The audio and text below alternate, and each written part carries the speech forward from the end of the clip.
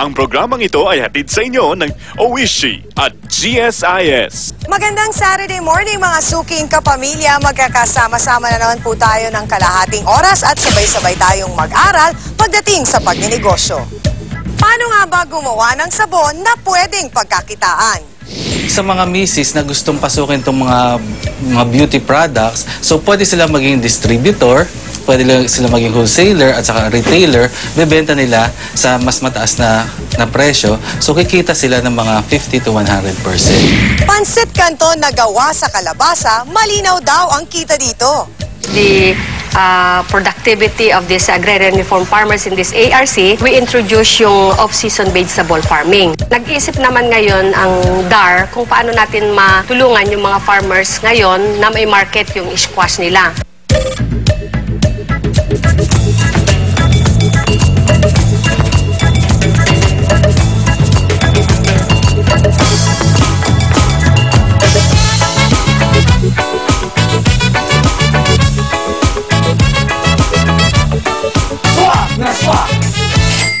Kung kayo ay may talento, hindi nyo dapat ito itago. Gaya na lamang ng may-ari ng Creative Voices. Mula sa kanyang talento at magandang boses, naisipan niyang magtayo ng ganitong negosyo.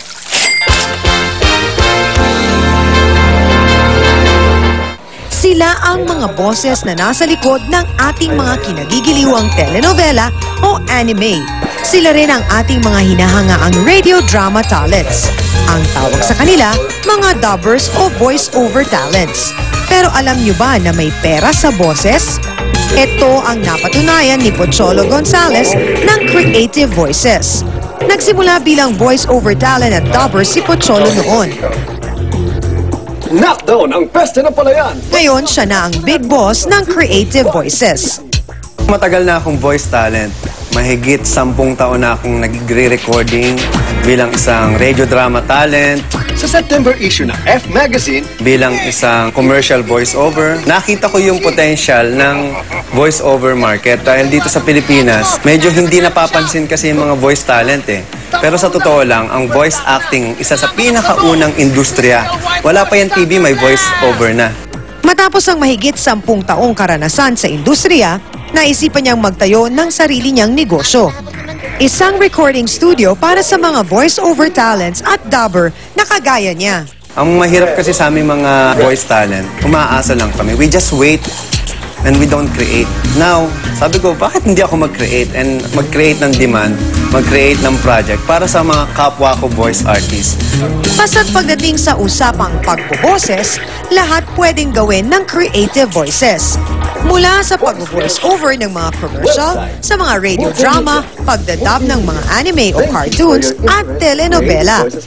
Dito sa Pilipinas, sumusunod kami sa tinatawag na standard. Ang isang voice-over ay 15 to 30,000. Pag sinabi mong voice-over, siya yung boses ng particular na produkto. Ang character voicing naman, yun yung mga character. Kung uy, bumili ka na ng bagong produkto namin. Ganun. 8,000 yung character, 15,000 naman sa voice-over. Voice acting is not like that. No? Kailangan meron kang emotions, may skills, may techniques, may arts ka natututunan para ma-deliver mo ng tama yung message. Pinag-aralan namin mabuti yan ni Mr. Pocholo Gonzales through decades of our training and industry training namin. So, yung mga natututunan namin sa industriya, in-apply namin sa trabaho namin ngayon. Pinaka-pundasyon ng aming kumpanya ay ang mga talent. Karaniwan, ang nangyayari sa mga talent, nandiyan yung nararamdaman nilang hindi sila nababayaran sa oras, nandiyan yung nararamdaman nilang hindi sila sinisupot sa oras ng kausap nila. So, yun ang binabago namin. No? Pino-professionalize namin yung industriya.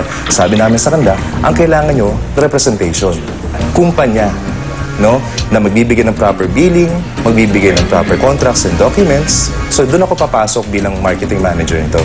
Kaya't ang payo niya sa mga voice talents, kailangang mahalin at pagyamanin ang inyong mga talento. The smell went away. For them, it was a red letter day. And that is the story of John and Sue. The productivity of these agrarian reform farmers in this ARC, we introduce yung off-season vegetable farming. Nag-isip naman ngayon ang DAR kung paano natin matulungan yung mga farmers ngayon na may market yung squash nila.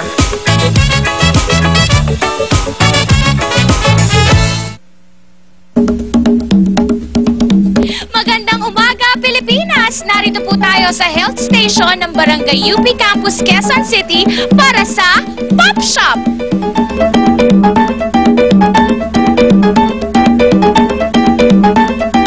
Sa hirap ng buhay ngayon, dapat tulungan. Kaya naman kami narito para kayo ay gabayan tungo sa tamang pagpaplano ng inyong pamilya. Tayo na! Dati ay madaling makakuha ng libreng contraceptives